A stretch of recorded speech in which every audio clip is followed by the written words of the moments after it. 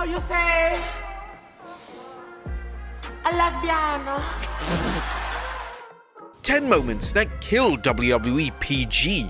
Be sure to subscribe and hit that notification bell for daily wrestling videos and follow us on Facebook for exclusive lists. Also check out our videos on Wrestlelamia XL. Number 10, Stephanie McMahon gets attacked by Randy Orton.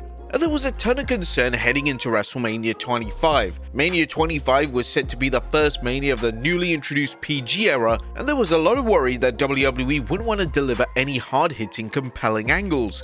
Thankfully, that wasn't the case, as WWE delivered their most intense angle in years, and it centered around a feud between the McMahon family and WWE's resident top heel, Randy Orton.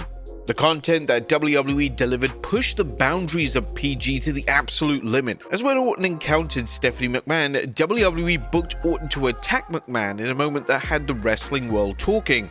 Orton would even kiss McMahon's unconscious body, which took the angle right to the next level, and heading into WrestleMania 25, the match between Orton and Triple H was without a doubt the most anticipated match on the entire card, and it was all down to this angle. Number 9, Rhea Ripley's antics. Now, over the past few years, one of the wrestlers on the modern WWE roster who has pushed the limits of PG is Rhea Ripley. During an on-air alliance with Dominic Mysterio, the two would often find themselves in compromising positions, and clips from their matches and segments often went viral and were seen by non-wrestling fans.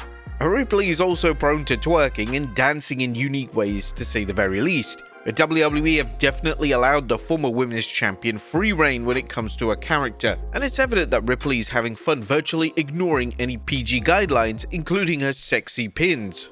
Number 8, bloodshed inside the cage.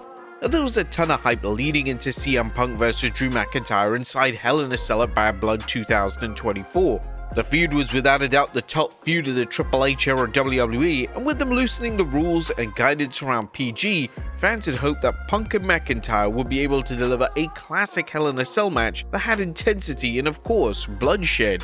Thankfully, that's exactly what happened, as just minutes into the match, there was bloodshed, and the audible gasp from the audience was an indicator that this was about to be a style of Hell in a Cell match that hadn't been seen in the past 15 years. The spots in the match were completely wild, and WWE didn't just deliver a match that belonged in a bygone era, they delivered a match that saved the reputation of the Cell itself. Number 7, The Fiend is set alight. Due to the COVID-19 pandemic, it allowed WWE to take major risks and shoot major angles in a more unconventional manner. One of the top feuds during this time period was between The Fiend and Randy Orton. This feud escalated when the two rivals collided in a Firefly Inferno match at TLC 2020. This match was notable, as the infamous match came to a close when Orton poured gasoline over The Fiend, setting him alight and seemingly putting a permanent end to him. Some fans did question how WWE were allowed to get away with it, especially because burning a man alive on television wasn't exactly family-friendly content.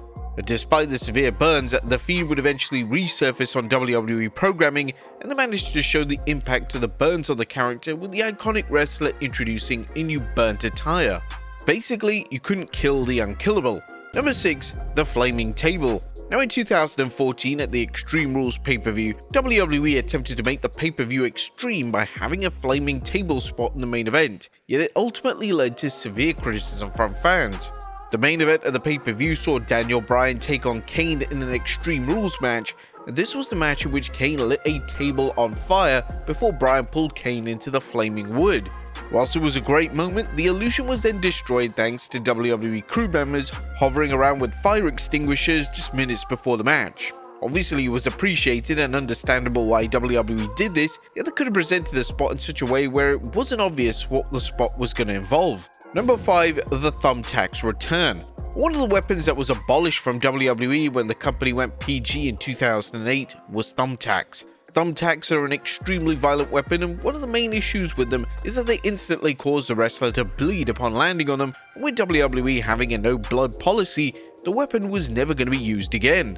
But with that being said, at the 2016 Extreme Rules event, the Sinister Tax made a return during the Asylum match between Dean Ambrose and Chris Jericho. During the match, Jericho was slammed into the tax, and based on the reaction, the audience knew they had seen a rare TV-14 moment in the PG era, and it took the match to the very next level. According to Jericho, during a 2016 edition of Talk is Jericho, he was shocked that Vince McMahon approved of the decision. We were really surprised, Ambrose and I, because we came up with the idea for the Ambrose Asylum. We were surprised that Vince allowed us to use the tacks. It hadn't been done in 10 years. It has been that long between tack bumps, and when the finish came in and Ambrose is going over, I have to take the bump on the tacks. I have to. He can't take the bumps on the tacks and then go on and win. It just doesn't make sense. I was likely due to Jericho's standing as a veteran, it heavily influenced McMahon's decision, and if anyone lower down on the roster made the request to use the thumbtacks again, it probably would have been instantly denied. Number 4. Crushed to death? The TLC pay-per-view in 2017 featured an attempted murder, and for a while it was presented as if the WWE had just killed off one of their top stars. Braun Strowman was teaming with The Miz, Kane and The Bar against a trio of Dean Ambrose, Seth Rollins and Kurt Angle. During the course of the match, Strowman's partners turned on him and they decided that they wanted to put a permanent end to his existence. They would place him in the back of a garbage truck and the operator of the truck would then reluctantly release the switch on the truck. And this meant that Strowman had just been crushed to death on a live pay-per-view. It was without a doubt one of the more insane moments of the PG era, and although Strowman eventually returned to WWE television, it was really never explained how Strowman survived this near-death experience. Number 3. Randy Orton's weapon of choice.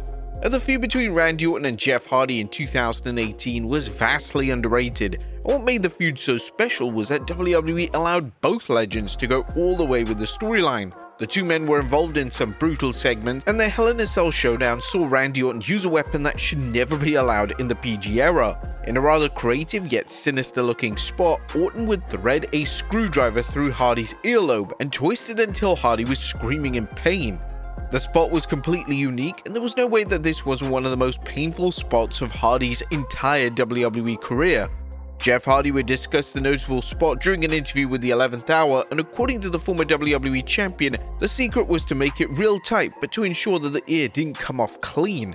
We did the first earlobe deal, with just the fingers, and actually one of the up-and-coming commentators, I think he's from 205 Live, he was like, what if you use a screwdriver? And then we kind of threw around ideas and we both compromised on a certain screwdriver to put it in, twist it, make it real tight and not rip it off. WWE quite rightly received praise for the spot as it made the match stand out and it created a somewhat iconic visual that will be discussed for many years to come. Number 2. Dom and Liv. Dominic and Rhea Ripley's relationship harkened back to the Attitude Era, where Dom's real father Eddie Guerrero would be smitten with Chyna, a great throwback to one of the best pairings WWE ever made. However, the relationship between Rhea and Dom got incredibly rocky when Liv Morgan would tease her insatiable appetite for Dominic Mysterio and taking him away from her. The teases led to many memorable moments on television, as whilst things may have looked innocent and accidental, they certainly weren't taken that way by Rhea Ripley. One moment particularly on Raw saw Liv Morgan appear wearing Dominic's vest, engaging in a flirtatious exchange. She then invited Dominic to retrieve the vest himself, leading to a tense moment where he began to unzip it. However, before a full unzipping occurred, Rhea Ripley would intervene. Liv Morgan's flirtatious teases continued on television, as of course we all remember Liv Morgan's shorts during that infamous segment between her and Dominic Mysterio. But this all came to a close at SummerSlam as Dominic Mysterio turned on Rhea Ripley and intervened, assisting Morgan in winning the Women's World Championship. And number 1, The Rock's profanity. Now, it's often been said that any established PG rules or guidelines don't apply to The Rock, and this has never been more clear than The Rock's run as a final boss in 2024. It was almost as if The Rock had no idea that WWE was a PG product, as every promo would feature some type of cursing or deviation away from the set PG guidelines. One of the most non-PG segments The Rock was involved in took place on the road to WrestleMania 40, and it saw the final boss ambush Cody Rhodes in the parking lot. This segment was filled with profanity, non-PG elements, and this was a case of The Rock doing whatever he wanted. Once the segment had concluded on Raw, The Rock took to Instagram to continue the beatdown, and this is where The Rock informed the world champion that he was going off script. What, just because the show's over? That doesn't mean shit stops? The Rock doesn't give an F. Show is over, then it stops? F that. Your script, F that. The segment got the entire wrestling world talking, and some question how on earth The Rock was able to get away with so much cursing and profanity.